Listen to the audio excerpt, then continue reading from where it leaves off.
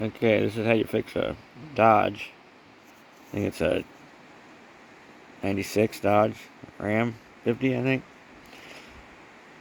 Anyway, they have a constantly, they'll just die on you for no reason. It seems like the fuel pump or something like that. But I tried to diagnose it forever, it seemed like. Watched videos on YouTube. Nobody solved the problem, but I can tell. This is the problem. That thing right there.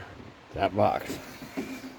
In order to fix it, you take this off and you twist it. Twist it in a circle. Obviously a connection in there. You stick it back on. Pound it a couple times. And the thing starts right up.